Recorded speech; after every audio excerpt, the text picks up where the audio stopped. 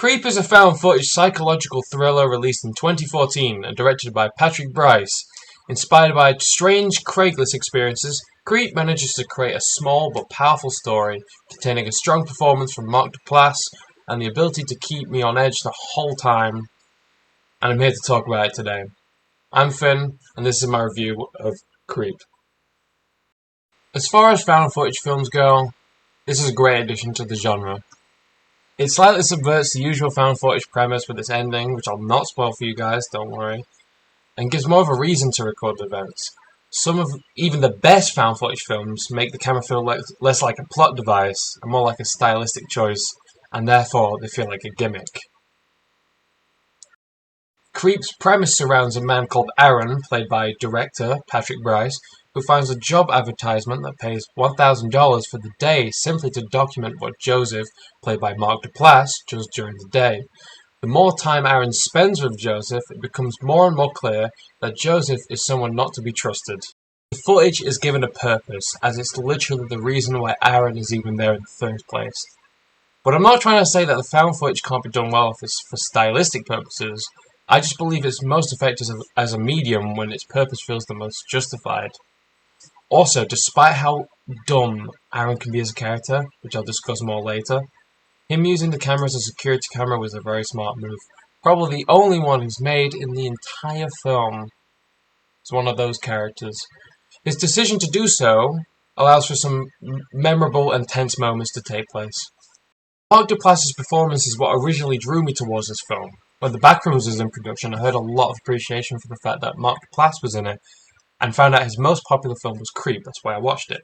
I came to this film to see an underrated actor at his best, and I was not disappointed.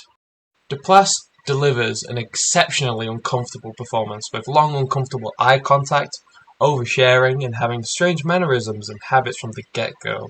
His emotionless expressions, sporadic tendencies, and his interests make his performance very effective. Although I do wish that his performance left more to the imagination, I felt that he showed his true colours way too early. It needed a more gradual build-up for the most impact. I can't complain too much, because I can completely see the appeal of him, and it makes his underutilization in the backrooms even more disappointing. He's a great character. Patrick Bryce, who is the director, gives a really convincing performance for what he had. It's not Oscar-worthy, but for what the film is, I couldn't have asked for more. Although, like I said, his decisions were far from intelligent. He's got to be one of the stupidest people in all the horror films I've ever watched. Please tell me if there's anyone dumber than this guy. Oh, he's terrible. I mean, it was fair enough to want to do the easy-sounding job for $1,000 to record this guy going around his day. Sounds simple enough. But why don't you ask more questions about it? Why don't you bring weapons? You don't know what this man's like. He's suspicious. He's not told you anything about the job.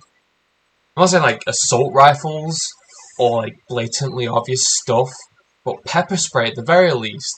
Maybe even a knife, a little pocket knife. Like, why doesn't he ever question what Joseph does?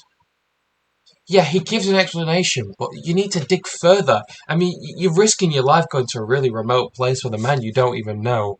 Why don't you just be direct with him? I mean, don't be rude or blunt, because if he is murderous, I don't think you want to provoke him.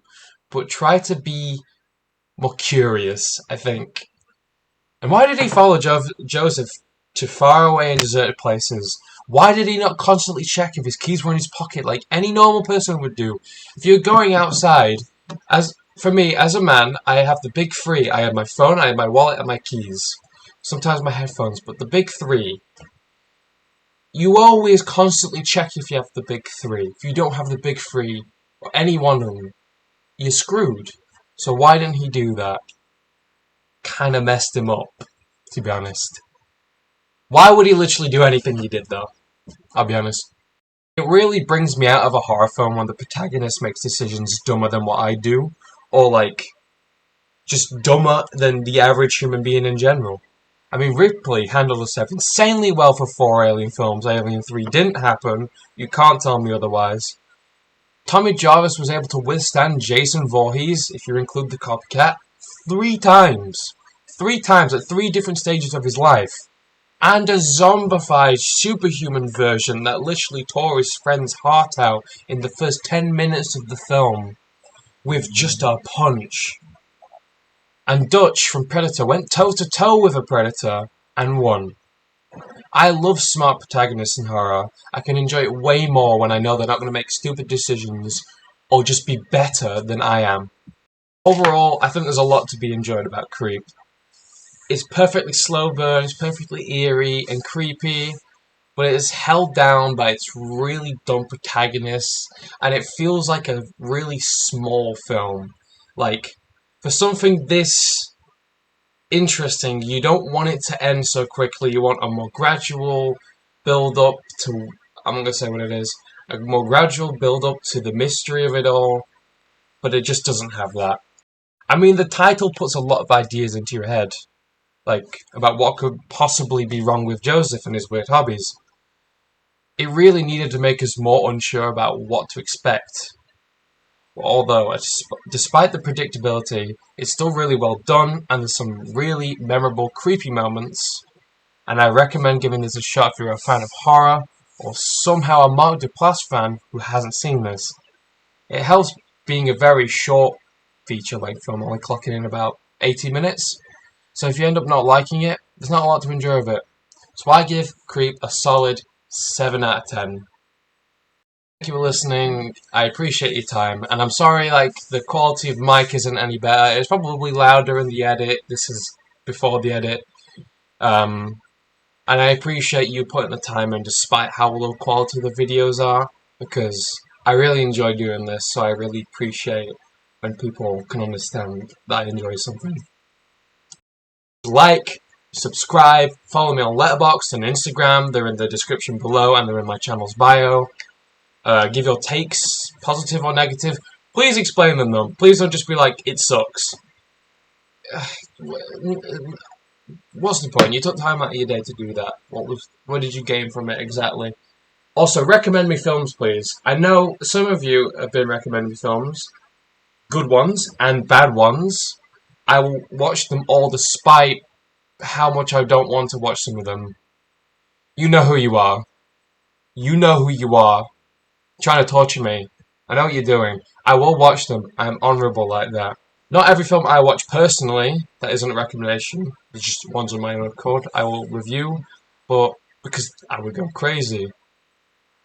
But when a film interests me so much, whether that's a good or bad thing, I will always do a review. And I'll try to get a video out every Sunday, although that might not always be possible, and sometimes the video will come out earlier than expected. I will tease the next video on my Instagram a couple days or a day beforehand, so you'll know. You will know. And thank you again. That was a bit of a ramble, but I needed to get all that out there. Thank you. Before recording this, I actually did watch Creep 2. There's Creep 2 and then there's Creep Tapes, which I'll definitely cover because I enjoyed Creep 2 way more, and I will tell you why on one of the next reviews. Stay tuned on that. Thank you for the 4th time, but I really do appreciate it. And one more thing, you don't have to stay, it's not that important to you, but when a new film comes out, I will try to watch it, and I will prioritize releasing a video on that so you know whether to watch it or not before it goes out of the cinema. But don't forget, your recommendations are equally as important. They will be out there. I will try to make a more efficient way of making videos so I can get more views than just one a week, because I'm sure you want more. I mean, I hope you want more. I really appreciate if you want more. So, again, for the 5th time, thank you, and I appreciate your time.